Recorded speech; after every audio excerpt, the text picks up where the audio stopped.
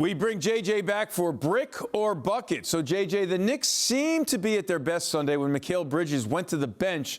The team was outscored by 23 points in his 28 minutes. Brick or bucket?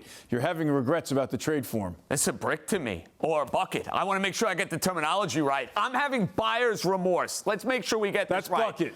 Buyer's remorse is a bucket. I'm having buyer's remorse when it comes to the Mikal Bridges trade. And I was one of the biggest proponents. I thought coming in from the Nets, playing on a winning team in Phoenix, the chemistry and the camaraderie with Josh Hart and Jalen Brunson, that he would be a slam dunk.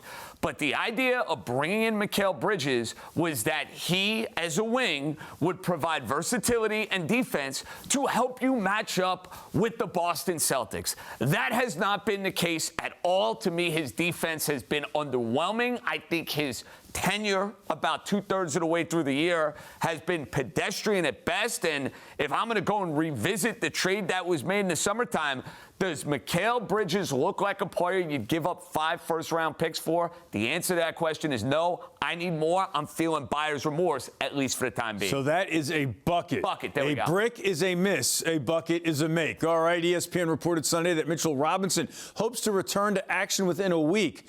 Brick or bucket, he can be a factor against the Celtics and Cavaliers. It's a brick. And the reason it's a brick is because if you put him against the Boston Celtics, you're going to have the same sort of problems when it comes to mismatched nightmares that you're seeing all over the floor. You want to tell me Mitchell Robinson helps you a little bit against the Cleveland Cavaliers? You could sell me on that. He played well 2 years ago against Evan Mobley and Jared Allen.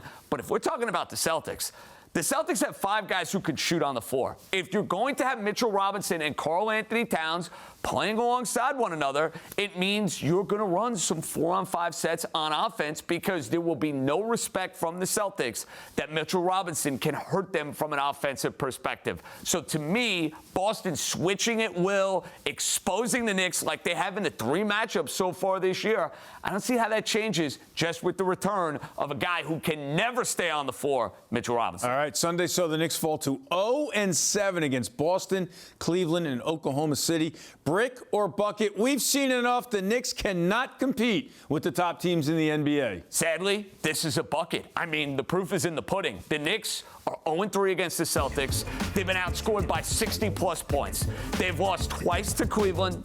They've lost twice to the Oklahoma City Thunder. Do you honestly think, unless you're sipping orange and blue Kool-Aid, that the Knicks can go and match up with this Boston team in a best-of-7 series? Dream on. I hope I am wrong on this. I hope we can replay the tape in May, and we're having a good laugh here on SNY, but there is nothing that leads me to believe the Knicks can go and match up with the Boston Celtics, and for that matter, the Cleveland Cavaliers. This is sad, sobering, all of the above, but reality is what it is, Eamon, and it's not a good one for the Knicks. And for the most part, these games have not been competitive at all. Knicks host the Sixers on Wednesday. JJ, thanks for stopping by.